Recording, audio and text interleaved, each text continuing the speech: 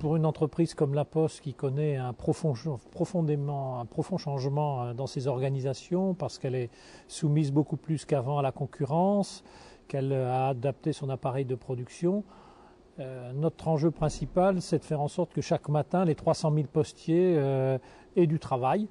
Et donc que nous assurions le plein emploi, à la fois parce qu'une grande partie sont fonctionnaires et que les autres, de toute façon, bénéficient d'une quasi-garantie d'emploi assez forte. Et donc, face à un changement aussi important, notre problème principal est d'assurer l'adaptation des compétences dont nous avons besoin, de reconvertir les personnels qui sont touchés par des réorganisations, et donc au total de faire en sorte que ces ressources humaines dont nous disposons, nous puissions les adapter du mieux possible à nos nouveaux besoins. Et à l'évidence, pour nous, l'enjeu principal ou le levier principal, c'est la formation.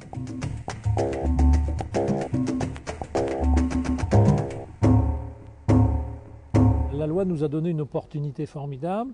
Nous avons très vite, avec nos partenaires sociaux, nos organisations syndicales, négocié et signé un accord de mise en œuvre au sein de l'entreprise. Alors, il a une particularité, c'est qu'il s'adapte aussi bien aux fonctionnaires qu'aux salariés. Alors pour les salariés, c'est normal, c'est la loi. Pour les fonctionnaires, rien de ce type n'était prévu. Mais nous avons souhaité l'étendre aux fonctionnaires.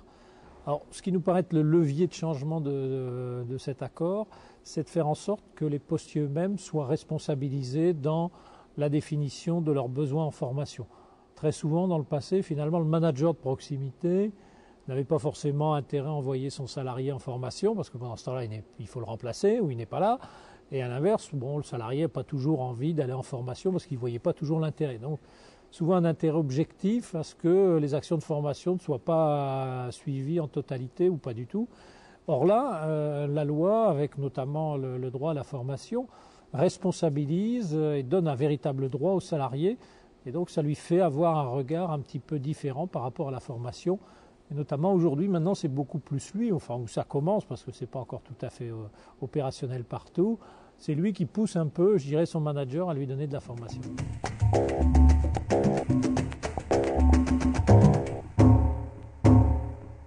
Aujourd'hui, 60% de notre activité dans le monde concurrentiel.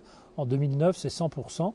Il nous faut donc nous préparer à ce choc de la concurrence, qui est un choc important pour une grande organisation comme la nôtre, où nous devons, encore une fois, préserver l'emploi de nos salariés. Alors les grands changements, ils touchent nos 4 grands métiers. Le courrier doit s'adapter à l'Europe, notamment transformer son appareil de production. Les services financiers, on en a une illustration ces jours-ci, puisque nous venons de créer la banque postale. Donc nous sommes une vraie banque désormais, nous allons l'être au 1er janvier, et ça change profondément les choses en termes d'offre de services. Notre 3e métier, c'est tout ce qui touche le colis. Alors là, il nous faut être absolument européen et bientôt mondial. Pour une entreprise publique, ce n'est pas un enjeu si simple que ça. Et enfin, notre 4e métier, c'est le réseau des bureaux de poste que tout le monde connaît. Comment on transforme ce réseau en un réseau de proximité avec des services nouveaux, notamment appuyés sur les nouvelles technologies. Voilà un peu les grands changements. Ça touche tout le monde et il faut donc transformer aussi profondément les compétences de nos agents. Et c'est l'enjeu principal en matière de ressources humaines.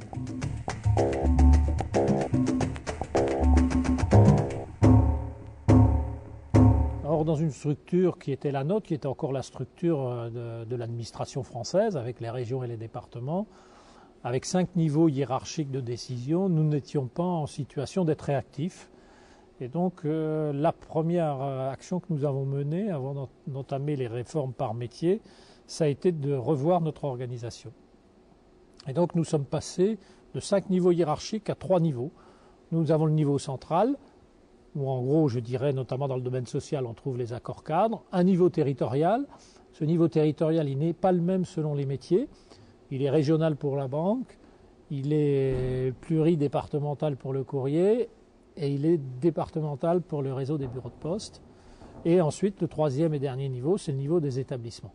Donc on a allégé la ligne hiérarchique pour pouvoir être plus réactif et mieux répondre aux besoins des clients.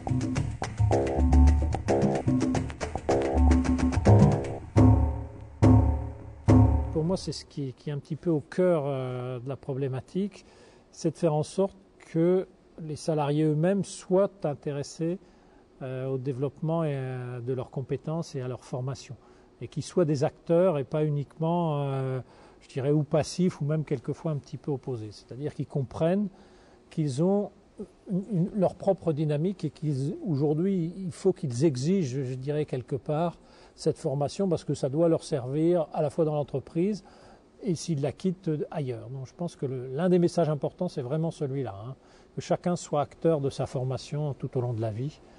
Et je pense que c'est une grande condition de réussite aujourd'hui.